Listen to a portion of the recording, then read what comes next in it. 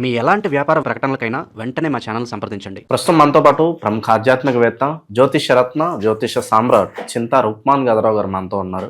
మాతృదేవోభవ, పితృదేవోభవ, ఆచార్య దేవోభవ. ఓం నమో మాందేశ్వరాయ నమః. గురుగారు, 2026 జనవరి మాసం మకర రాశి వాళ్ళకి ఏ విధంగా ఉంటుంది? ఈ నెల ప్రత్యేకంగా ఎటువంటి అదృష్టాన్ని తీసుకురాబోతుంది? రాశి వాళ్ళకి ఎటువంటి జాగ్రత్తలు తీసుకోవాలంటారు?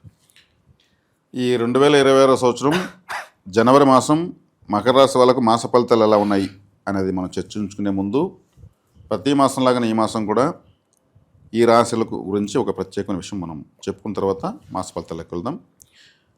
జన్మజాతకంలో బై బర్త్ చార్ట్లో రవిగ్రహం మకరంలో ఉండగా పుట్టిన వాళ్లకు ఎలాంటి విధంగా ఉంటుందని మనం చెప్పుకుందాం. ఇది కర్మరాశి. మకరం అంటేనే కర్మరాశి. కర్షక కార్మిక వర్గాలు, ఓటర్సు, తిరుగుబాట్లు, విప్లవాలు ఇవన్నీ ఇక్కడే ఉంటాయి. కార్మికుల తిరుగుబాటు, యూనియన్స్, కార్మికుల యూనియన్, ఆటో యూనియన్, హమాలి యూనియన్ కానించి మొత్తం స్టూడెంట్ యూనియన్స్ కూడా. యూనియన్ అంటేనే ఒక విప్లవం పోరాటం చేయడానికి, ఎదురు తిరిగేదానికి, ప్రభుత్వానికి ఎదురు తిరిగేదానికి ఇవన్నీ కూడా యూనియన్స్ ఉంటాయి. ఇవన్నీ కూడా స్వాతంత్ర పోరాటాలు ఇవన్నీ కూడా మకరము. ఈ పోరాటాలు, విప్లవాలు అన్నీ, సంగ్రామాలు అన్నీ కూడా మకరము. తిరుగుబాటు అంటేనే మకరము, రెవల్యూషన్. ఎక్కడ ఇది ఈ మకర రాశి లేనిది ప్రపంచం లేదు. ఒక సినిమా ఇండస్ట్రీ ఎత్తుకుంటే అక్కడ జూనియర్ ఆర్టిస్టుల సంఘము తిరుగుబాటు చేస్తారు, మాకు సౌకర్యాలు లేవని. ఎక్కడ ఎత్తుకున్నా తిరుగుబాట్లు ఉంటాయి. అందరూ ఒక యూనియన్ అవుతారు. ఓటర్స్ అంతా వీళ్ళే. అది వీళ్ళే ఆ నాయకుల్ని శాసించేది. జనాలు నిర్ణయిస్తే వాళ్ళు, అయ్యా మమ్మల్ని నిలబెట్టండి, మాకు అవకాశం ఇవ్వండి, మాకు అవకాశం ఇవ్వండి. తమిళ్లో ఒక మాట చెప్తారు, ఉచ్చత్తై పాత జాతకర్ బిచ్చత్తై ఎడుక్కరారు అంటారు. అంటే ఉచ్చస్థితి గ్రహం చూసి జాతకుడు భిక్షం ఎత్తుకుంటాడని. రాజకీయ నాయకులకంతా ఇట్లే ఉంటుంది. భిక్షం అంటే వాళ్ళు ఓట్ల కోసం భిక్షం ఎత్తుకుంటారు. ఉచ్చస్థితి గ్రహాలు మళ్ళీ. అట్లా మకర రాశి వాళ్ళు ప్రపంచాన్ని శాసిస్తూ ఉంటారు. వీళ్ళే పనిచేసేది. కార్మికులు లేకపోతే ఎంత పెద్ద ఇండస్ట్రీ కూడా వేస్ట్. అది గ్రానైట్ ఫ్యాక్టరీ కావచ్చు, విమానాలు తయారు చేసే కర్మాగారం కావచ్చు, మకర రాశి వాళ్ళే పోయి పనిచేసి తయారు చేయాలి. ఇది ఒక కర్మాగార రాశి. ఈ రాశిలో రవిగ్రహం ఉంటే వాళ్ళు పరమ సోంబేరులుగా ఉంటారు. కష్టపడే చోట సూటు బూట్ వేసుకుండేవాడు ఎందుకు పనికి వస్తాడు? రవి అంటే అడ్మినిస్ట్రేషన్. అంటే ఈ కూలీ నాలీని యామార్చి బతికేవాళ్ళని అర్థం. అంటే ఈ విధంగా ఉండి వేరే వాళ్ళు గొప్పగా ఉంటే వాళ్ళకి వ్యక్తిగత జాతకంలో ఇంకొన్ని క్యాలిక్యులేషన్ మారుతాయి. స్ట్రైట్గా చెప్పి జ్యోతిషం చెప్పి పాయింట్ చెప్తున్నాను. ఇక్కడ రవి అంటే ధీమాగా, హుందాగా ఉండేవాడు. కానీ కష్టపడుతున్నటువంటి కార్మిక రాశిలో ఆయన వచ్చాడంటే ఆయన కష్టపడ్డావు, అడ్మిషన్ చేయాలంటాడు. బ్రోకర్లు ఉంటారు కదా, కూలి వాళ్ళని తీసుకుని ఇక్కడ 1000 రూపాయలు తీసుకుంటారు, 200 పట్టుకుని 800 ఇస్తారు అందరికీ. వాళ్ళు తెలుసు అతనికి వచ్చేది 1000 రూపాయలు, మనిషికి 200 పట్టుకుంటున్నాడు. పని చేయకుండా 100 మందికి 200 లెక్కన ఎత్తుకుంటాడు, 20,000 ఎత్తుకుంటాడు. వీళ్ళు పని చేసి 800 తీసుకుంటారు. ఈ స్టైల్గా సూటు బూట్ వేసుకునేసి లేబర్స్ సప్లై చేస్తుంటారు. అర్థమైందా? అట్లాంటి వృత్తులు మనకు వస్తాయి వాళ్ళకు. అట్లాంటి వాళ్ళు ఇప్పుడు మార్కెట్లో కూడా కూరగాయలు తీసుకెళ్తే మనం డైరెక్ట్గా కూడా అమ్మలేం. బ్రోకర్ దాటి పోదు. అంతా అతను రేట్ డిసైడ్ చేస్తాడు, మనకు డబ్బులు తీస్తాడు, 100కింత ఎత్తుకుని మన డబ్బు మనకి ఇస్తాడు, ఓపెన్గా తీసుకుంటాడు. ఇట్లా ఉంటుంది. అంటే కూలీలను అడ్మిట్ చేసేటువంటి, లేబర్స్ని, కార్మికులను సప్లై చేసేటువంటి వాళ్ళు ఇటువంటి వాళ్ళు బెదిరిస్తూ ఉంటారు. అతను బెదిరిస్తే మనకు రేపు రానిడు అని అతను బెదిరించారు అనమాట. ఇట్లుంటుంది. రవిగ్రహం ఇక్కడ యాక్టివ్గా ఉండదు. కాబట్టి ఈ రాశి రవికి శత్రురాశి. ఈ రాశి నుంచి రవి రాశి సింహం 8వ స్థానం, సింహం నుంచి ఇది 6వ స్థానం, షష్టాష్టకంలో ఉంటుంది. కంఫర్ట్నెస్ లేదు. అందరూ తిట్టుకుంటూ ఉంటారు. 10 మంది తిట్టుకుంటూ ఉంటే వచ్చే డబ్బు వస్తూ ఉంటుంది.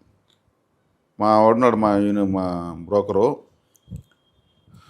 మొత్తం చాలా కఠినాడు. ఒక 100 రూపాయలు ఎక్స్ట్రా కూడా ఇవ్వడు, నీ డబ్బు నువ్వు తీసుకుంటాడు. ఇలా ఉంటుంది. కఠినంగా ఉండేటువంటి విధంగా ఉంటుంది. మరి ఇంక అది లగ్నాలు మారడం వల్ల, ఇంకొన్ని నక్షత్రాలు మారడం వల్ల వేరే విధంగా కూడా అనుకూలంగా ఉండొచ్చు. కానీ సజ్జంతరకు ఈ రిజల్ట్ ఉంటుంది అనమాట. ఇక ఈ రాశికి ఈ మాసం ఎలా ఉందో మనం మాట్లాడుకుందాం. ఈ రాశికి వ్యయ స్థానంలో శుక్రుడు, బుధుడు, కుజుడు, రవి ఉన్నారు. 6వ స్థానంలో గురువు ఉన్నాడు. అంటే వ్యయ స్థానానికి పంచగ్రహ కూటమి ఉంది. ప్రశాంతత లేదు. 12వ స్థానంలో 4 గ్రహాలు ఉన్నప్పుడు ఏమవుతుంది? 5 గ్రహాలు గజిబిజి. 12వ స్థానం అంటే బెడ్ కంఫర్ట్స్ ఉండవు. అంటే పంచగ్రహ కూటమి వీళ్ళకు 1000 స్థానంలో మళ్ళీ జన్మలోకి 4 గ్రహాలు వస్తున్నాయి. ఈ జనవరి 12, 14, 15, 17వ తారీఖు జన్మలోకి వస్తున్నాయి. జన్మలో కూడా అన్కంఫర్టే, ఎక్కువగా టెంప్టింగ్స్ ఎక్కువ ఉంటాయి. కుజుడు వచ్చి ఉచ్చస్థితి పొందిపోతున్నాడు, రవి వస్తున్నాడు. రవి అంటే ఏమి ఫోజులు కొట్టే వాళ్ళు అయిపోతారనమాట. ఈ రవి గ్రహం అంటే ఫోకసింగ్ ప్లానెట్ కదా. ఇంకా శుక్రుడు వస్తున్నాడు మంచిదే, బుధుడు వస్తున్నాడు మంచిదే, కానీ జన్మంలోకి వచ్చినప్పుడు ఏ గ్రహం కూడా కంఫర్ట్నెస్ ఇవ్వదు, ధీమా ఉంటుంది. ద్వితీయంలో రాహు బాగున్నాడు, 3వ ఇంట్లో శని బాగున్నాడు. ఇక వ్యయాధిపతి 6వ ఇంట్లో, అది ఏమి నష్టం లేదు. ఈ రాశికి గురువు చెడిపోవడమే మంచిది. ఈ రాశిలో గురువు నీచపడతాడు, గురువు బలాన్ని కోల్పోయే రాశి ఇదే. కాబట్టి ఆయన 6వ ఇంట్లో పడినాడు కాబట్టి వీళ్ళకు గురువు చెడ్డవాడు చెడిపోవడం మంచిదే. కాబట్టి ఈ రాశికి అత్యంత పాపగ్రహం కాబట్టి 6వ ఇంట్లో ఉన్నాడు కాబట్టి ఏమి పోయిందేం లేదు వీళ్ళకు. ఎట్ట తిరిగి చూసుకుంటే రాహువు శని బాగున్నారు, శుక్రుడు బుధుడు ఓకే, ప్రధాన గ్రహాలు బాగున్నాయి కాబట్టి యావరేజ్గా లాక్కెళ్ళిపోతుంది. ఈ మాసం బాగానే ఉంటుంది. ధనపరంగా శుభకార్యాల పరంగా అన్ని అనుకూలంగానే ఉంటాయి అంటారు వీళ్ళకి. శుభకార్యాలు తీసుకుంటే ద్వితీయంలో రాహు ఉన్నాడు. ద్వితీయంలో రాహు ఉన్నప్పుడు శుభకార్యాలు వీళ్ళు చేయాలని డిసైడ్ అయితే చాలా లాజికల్గా టెక్నికల్గా చేస్తారు. రాహు వచ్చే కాడికి షార్ట్ కట్ మెథడ్సే. 100 ఖర్చు అయ్యేది కూడా 10 రూపాయలు ఖర్చు పెట్టి 100 రూపాయల కార్యం కంప్లీట్ చేపిస్తాడు. 90 రూపాయలు మనం మిగిలిపెట్టించి 100 రూపాయలు చేసిన దానికన్నా ఎక్కువ గ్రాండ్గా చేపిస్తారు. మనం తక్కువ ఖర్చులో ఎక్కువ బెనిఫిట్ చూపిస్తాడు. కాబట్టి శుభకార్యాలు చేస్తున్న వాళ్ళకు బాగానే ఉంది. 3వ శనేశ్వరుడు ఏలినాటి శని వదిలేసింది, అది పెద్ద బెనిఫిట్ వీళ్ళకు. వీళ్ళు మనం ఇంతకుముందు చెప్పుకున్నటువంటి నెలల్లో తక్కువ కష్టము ఎక్కువ ఫలితము, ఎక్కువ కష్టం తక్కువ ఫలితము, ఎక్కువ కష్టం తక్కువ గుర్తింపు అన్నాం కదా. అదే చెప్తున్నా కదా, వేరే వాళ్ళు ఒక బ్రోకర్ ద్వారా వెళ్ళి ఎక్కువ కష్టపడి తక్కువ తెలిసి కూడా తక్కువ తీసుకొస్తారు, అలా ఉంటుంది. ఇప్పుడు రాహు వీళ్ళకి 2వ ఇంట్లో ఉన్నాడు కాబట్టి ధనస్థానం ఉన్నాడు కాబట్టి బెనిఫిట్స్ బాగుంటాయి. ఏలినాటి శని వదిలేసింది కాబట్టి బెనిఫిట్స్ బాగుంటాయి. రాబోయే 30 సంవత్సరాలు శనేశ్వరుడు ఏలినాటి శని రాదు కాబట్టి వీళ్ళు గొప్పగా రాణిస్తారు. ఫ్యూచర్ బాగుంది. 2వ ఇంట్లో సూర్యగ్రహణము పంచగ్రహ కూటమి వస్తుంది. ఇప్పుడు వెనుక ఉంది 5 గ్రహాల కూటమి, తర్వాత 2వ ఇంట్లోకి వస్తుంది. ఈ పంచగ్రహ కూటమి వల్ల వీళ్ళకు పెద్దగా నష్టాలు అయితే నాకు తెలిసి లేవు, బెనిఫిటే ఉంటుంది మకర రాశి వాళ్ళకు. కుటుంబ పరంగా ఎలా ఉంటుంది గురుగారు ఓవరాల్గా? తల్లిదండ్రుల ఆరోగ్యపరంగా కావచ్చు, ప్రేమ అనురాగాల పరంగా కావచ్చు, ఏ విధంగా ఉంటుంది? బాగానే ఉంటుందండి. భాగ్యాధిపతి తండ్రి అంటే 9వ స్థానాధిపతి, తండ్రి కారకుడు రవి, ఇద్దరు కలిసి రాశిలో ఉన్నారు. 1000 నుంచి రాశిలోకి వస్తున్నారు, మళ్ళీ ద్వితీయంలోకి వెళ్తారు. తల్లిదండ్రులకు ఆరోగ్యం చేసుకుంటే బాగానే ఉంటుంది, ఇబ్బంది ఏం లేదు. తల్లి కన్నా తండ్రికి బాగుంటుంది. తల్లికి ఎప్పుడు నలతే, ఈ రాశి వారి వల్ల తల్లికి ఎప్పుడు నలతే. వీళ్ళకు సొంత ఊరు కలిసి రాదు. సొంత ఊర్లో వీళ్ళు దాటేంత వరకు జాతకం యాక్టివేట్ కాదు. జాతకం లేదంటే కూడా రాశి కరెక్ట్ అయితే, మకర రాశి కరెక్ట్ అయితే సొంత ఊరు వదిలేయాలి, సొంత ఊరు దూరంగా పోవాలి. ఇప్పుడు అమ్మాయి అనుకో పెళ్లి చేసుకుని ఆటోమేటిక్గా పోతుంది. అబ్బాయిలు అంటే ఏదో ఒక పనిగా దూరంగా వెళ్ళడం మంచిది. 4వ స్థానం మేషణమైంది కాబట్టి వీళ్ళకు సొంత ఊరు కలిసి రాదు. వీళ్ళ పేరుతో ఆస్తులు ఉండకూడదు, ఎటువంటి ఆస్తులు ఉండకూడదు, గ్రోత్ ఉండదు. వీళ్ళ పేరుతో ఉండదని అమ్మితే వారానికి డబుల్ రేట్ వస్తుంది. అమ్మనంత వరకు వీళ్ళ రేటే పెరగదు. వీళ్ళు ఇంట్లో వాళ్ళ పేరుతో భార్య పిల్లల పేరుతో రాయడం బెటరు. ఎటువంటి ఆస్తులు వీళ్ళ పేరుతో పెట్టుకోకూడదు, అది వీళ్ళకి ప్రధాన సూచన. కాబట్టి ఇప్పుడు ద్వితీయంలోకి గ్రహాలు రావడము, 5 గ్రహాలు కలవడము ఇవంతా కూడా మంచిదే. పంచగ్రహ కూటమి వస్తుంది. వీళ్ళు కులదేవత ఆరాధన లాంటివి, పితృదేవత లాంటివి ఇవన్నీ చేసుకుంటూ ఉండాలి. ఇంకా ఏలినాటి శని ప్రభావం లేదు, కాలసర్ప దోష ప్రభావం లేదు. వ్యక్తిగత జాతకంలో ఏదైనా వ్యతిరేకంగా ఉంటే తప్పితే ఇతరత్ర ఇబ్బంది పడాల్సిన అవసరం లేదు. స్వతహాగా వీళ్ళు కష్టపడే లక్షణం ఉన్న వాళ్ళు కాబట్టి ఏదో ఒకటి చేసుకుంటూనే ఉంటారు. ఈ రాశిలో పుట్టిన వాళ్ళు ముసలి అనుకో గమ్మునే ఉండరు. దాన్ని సర్దుపెట్టును, దీన్ని సర్దుపెట్టును, దీన్ని ఎత్తిపెట్టును. ఇంట్లో వాళ్ళు ఎత్తుక్కునేది ఏదంటే నేరుగా ఎత్తకరు, నేరుగా వచ్చి నడతారు, ఛానల్ ఎత్తిస్తారు. వీళ్ళు నడకుండా ఎతికితే వారం రోజులైనా సరే అది దొరకదు. వీళ్ళు సేఫ్గా పెడతారు. పని చేసేవాళ్ళు కాబట్టి జాగ్రత్త తెలుసు. వీళ్ళ సహజ లక్షణం ముసలి వాళ్ళైనా పోదు అంతే అంటారు. ఆ ముసలి గమ్మునే ఉండదు, ఈ ముసలుడు గమ్మునే ఉండంటారు. వాళ్ళకి జన్మ హక్కు, వాళ్ళకు ఉన్న గొప్ప లక్షణం అది. దాన్ని అభినందించేది తెలియదు. జాగ్రత్తగా ఎత్తిపెట్టింది వీళ్ళకి తెలియకుండా వాళ్ళు అంటూ ఉంటారు. వాళ్ళని అడిగితే వాళ్ళు ఎత్తిపెట్టిస్తారు. అంత గొప్ప రాసేది కాబట్టి వీళ్ళకి బాగానే ఉంది. ప్రస్తుతానికి లాంగ్ రన్లో కూడా సూపర్గా ఉంది. శని ఏలినాటి శని వదిలేసినాడు, ఆయన కాపాడేస్తాడు. ఇంకా ట్రైనింగ్ ఇచ్చేసిపోయాడు, 2.5 సంవత్సరం బాగా నిలిపేశాడు. ఇంకా మళ్ళీ గురుబలం లేదు, ఈ సంవత్సరం నాకు పంచాంగం ఎట్టుంది అంత అవసరం లేదు. ఇంకా ఎలాంటి శని వదిలేసింది ఆయన కాపాడుకుంటూ వెళ్తాడు. ఇంకా 30 సంవత్సరాల దాకా ఆయన వచ్చి ఇబ్బంది పెట్టాడు. ఈ 30 సంవత్సరాలు చేసిన మిస్టేక్స్ అన్ని మళ్ళీ సవరణ చేసిపోతాడు ఎలాంటి శని రూపంలో. మరి విశేషంగా ప్రజెంట్ ఉన్న గ్రహస్థితి బట్టి అట్లాంటి పరిహారాలు వీళ్ళకి బాగుంటాయి అంట. దుర్గారాధన, దుర్గాదేవి అంటే ద్వితీయంలో రాహు ఉన్నాడు కాబట్టి దుర్గారాధన వల్ల రాహువు ఎట్లా అంటే నేను చెప్తాను మోసం ద్వారా జీవితం నడిపిస్తాడు అంటూ ఉంటాను. ఇవన్నీ బెనిఫిట్స్ ఇచ్చినా కానీ ఒక్కోసారి అట్లా గ్లామరస్ ఆయనకు అదొక తమాషా. ఇప్పుడు ఒక బింది 100 రూపాయలు అంటే ఎవరు కొంటారనుకోండి, 10 రూపాయల గ్లాస్ ఫ్రీ పెట్టి 150 రూపాయలు అంటే కొంటారు.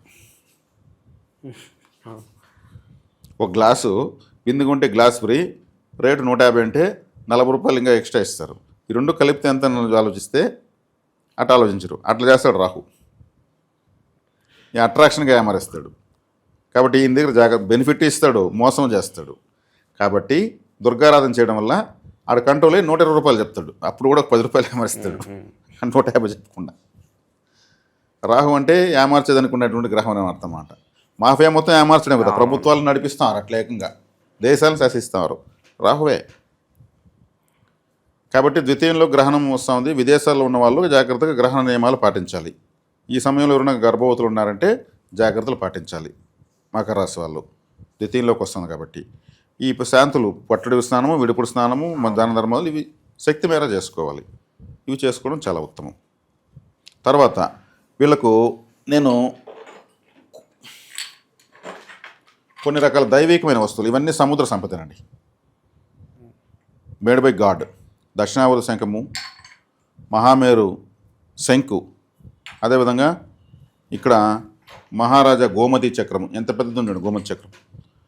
అరుదైన వస్తువులు, ప్రత్యేకమైన వస్తువులు మీరు ఇప్పుడు సాధించి పెట్టడం వల్ల మీ తరతరాలకు కూడా మా అవ్వ తీసి పెట్టింది ఎప్పుడో మా పూజనంలో మా తాత తీసి పెట్టాడు.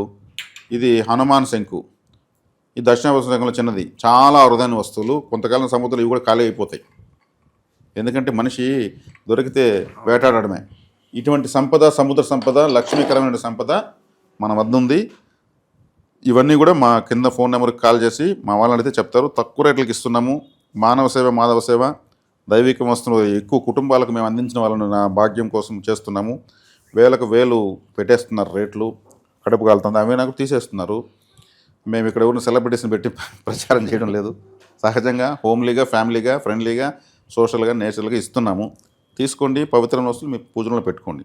వీటి తీసుకోవడం వల్ల మీకు లాటరీలు కొడతాయి, లంకి మీద దొరుకుతాయి నేను చెప్పడం లేదు. పవిత్రమైన వస్తువులు పవిత్రమైన మీ పూజలో పెట్టుకోండి, ఆరాధించుకోండి, ధూపం వేసుకోండి.